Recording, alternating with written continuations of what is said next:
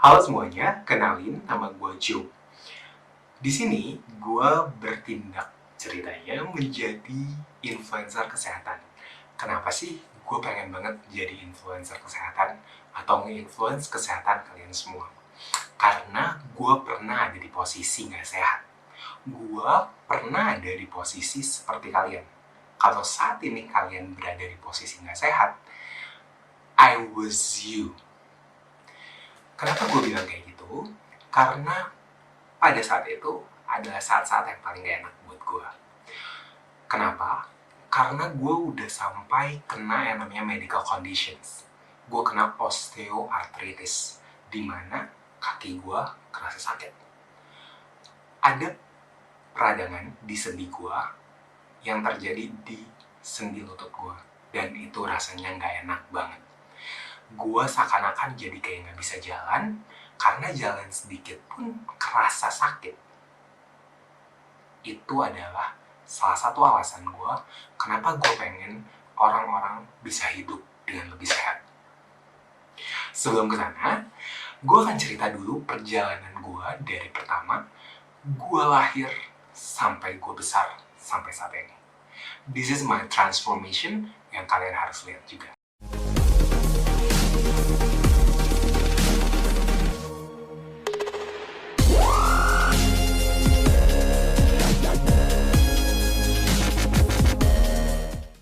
Gue lahir dengan bobot badan gue itu 4 kilogram. Wow, it's a very heavy man. Itu berat banget buat bayi yang baru lahir. Itu beratnya 4 kilogram itu berat banget. Siapa di antara kalian yang lahirnya sampai 4 kilogram coba? Nah, dari gue lahir, gue dibesarkan oleh keluarga gue dengan pola makan, dengan pola asuh. Gak apa-apa, lu makan aja sebebas lu makan sebanyak-banyaknya yang lu mau, yang penting lu sehat, yang penting lu kenyang.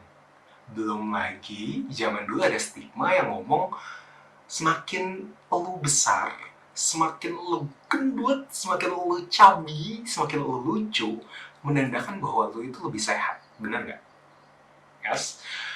Nah, karena hal tersebut, gue pun ya udah, gue makan aja suka-suka gue dong. Gue makan sebebas gue makan terus, ada coklat gue makan, ada permen gue makan.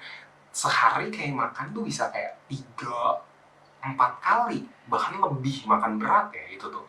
Belum lagi nyemilnya, belum lagi makan indominya. Sampai gue beranjak dewasa, sampai gue SD pun gue kayak, gue inget banget dulu waktu SD, tiap pulang sekolah, itu gue pasti dibikinin Indomie, makan pakai nasi.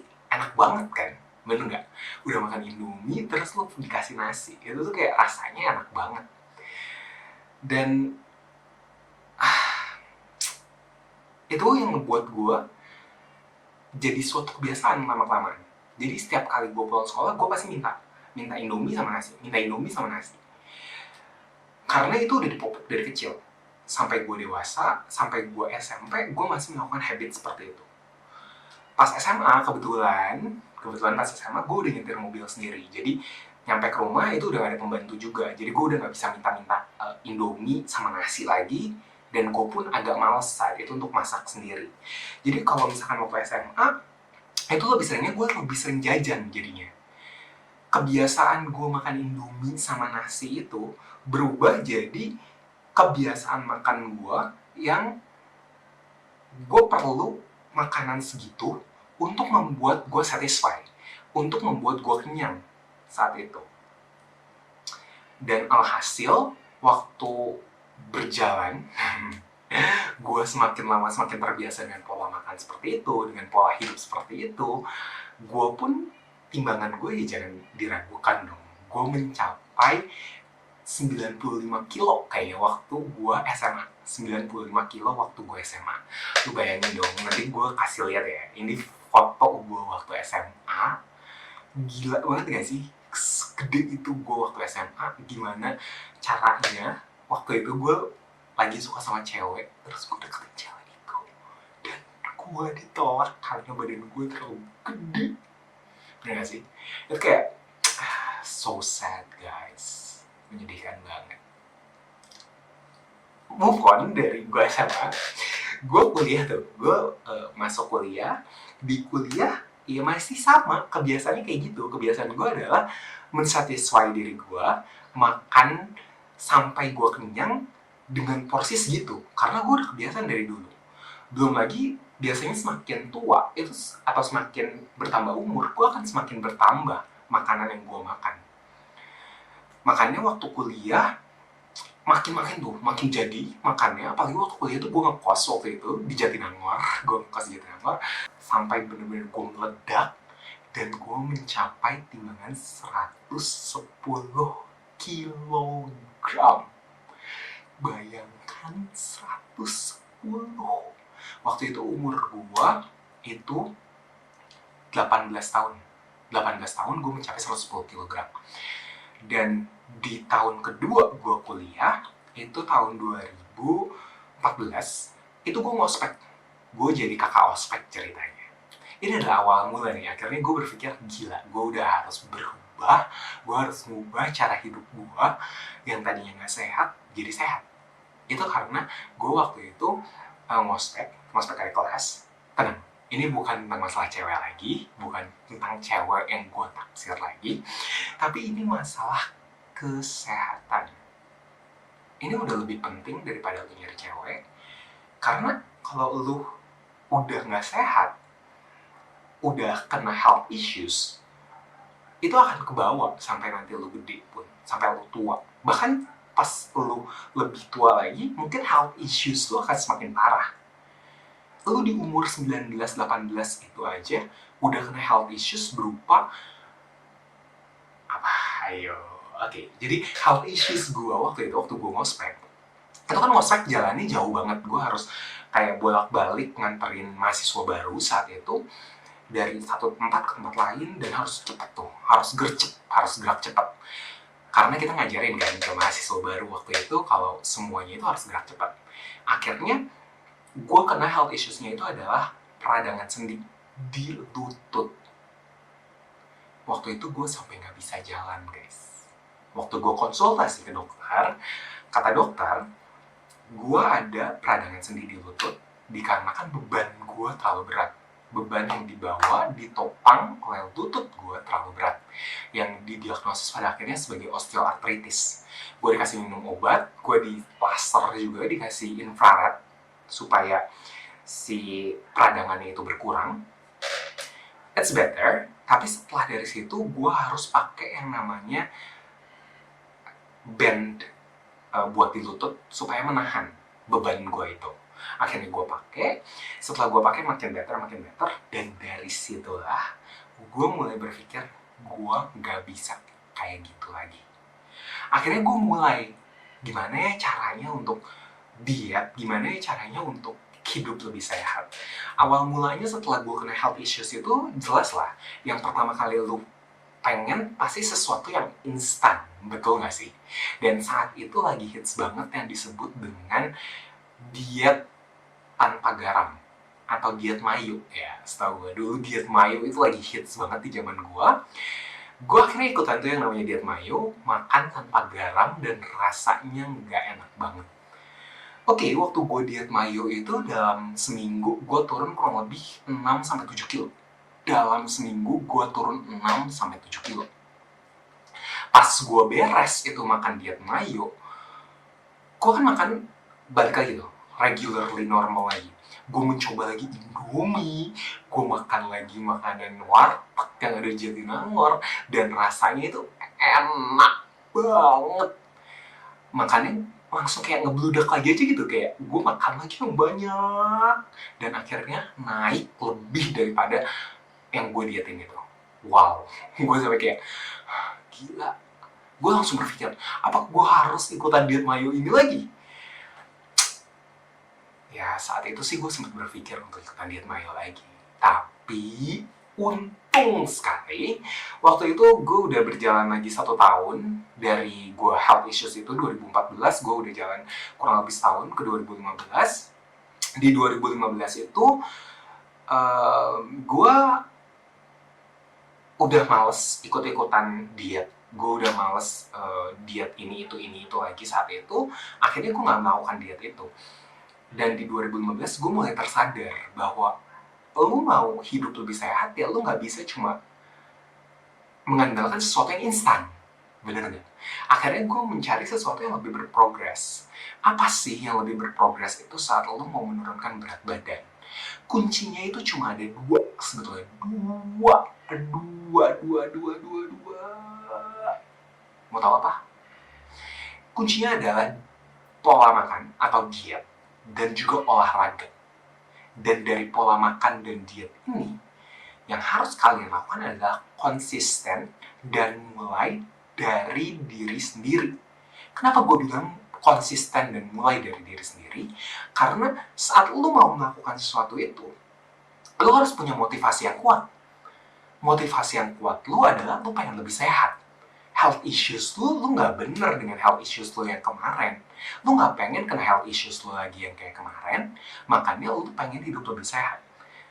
Itu adalah motivasi yang penting, dan itu mulai dari diri lo sendiri.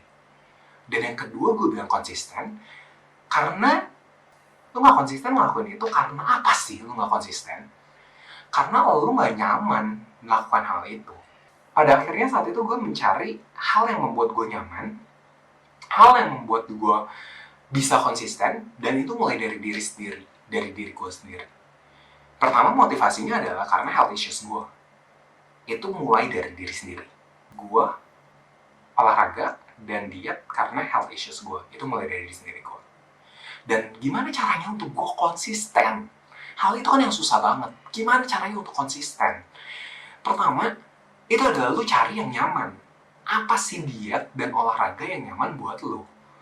Kalau saat itu, gue udah mulai tuh menemukan yang namanya diet kalori defisit.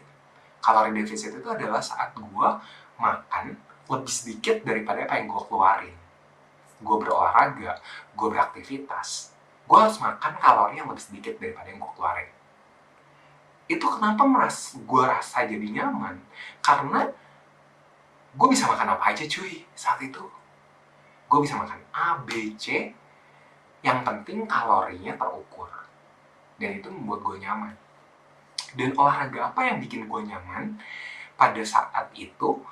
Saat itu tuh gue sebetulnya olahraga tuh nggak ada yang nyaman sama sekali buat gue pas awal. Kenapa gue bilang kayak gitu? Karena lu bayangin aja cuy, 110 kg disuruh olahraga apapun terasa berat. Setuju nggak? Waktu itu sih sebetulnya yang olahraga itu nggak bener-bener mulai dari diri sendiri, tapi gue agak ada dorongan dari teman-teman di kampus gue. Waktu itu kita ada ngadain acara lari gitu, run di kota Bandung. Sehingga mau nggak mau, saat itu tuh gue jadi bagian pendaftarannya.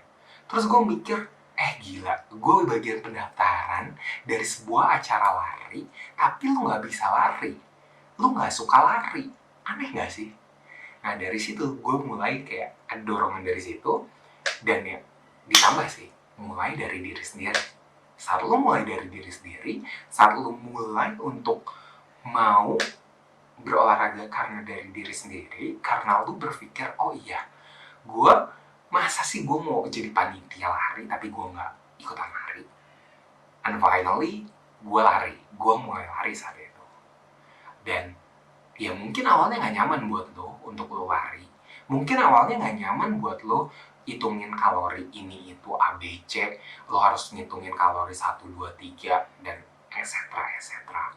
Tapi percayalah, saat lo konsisten ngelakuin itu, semua akan membuahkan hasil. Bener? Dan sering berjalannya waktu, gue seneng banget lari. Saat itu gue lari sehari bisa kayak 10 km, bahkan lebih dalam sehari. Badan gue menyusut dengan luar biasa.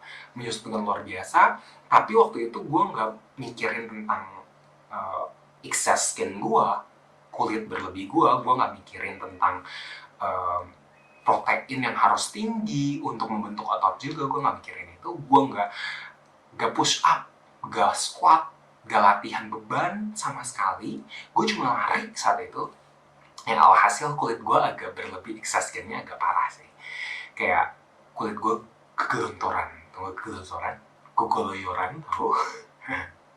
Jadi kayak kulit gue tuh berlebih banget sampai ya gue pun malu sih melihat kulit gue. Sampai sekarang pun kulit gue sebetulnya masih lumayan excess skinnya masih lumayan banyak. Tapi puji Tuhan karena gue udah mulai melakukan yang namanya weightlifting, body weight training, kulit gue udah lumayan bagus. Terlihat dari dada gue juga udah lumayan bagus kan, udah mulai nyata. Kayak gitu. Ini gue juga udah lumayan bagus sih menurut gue.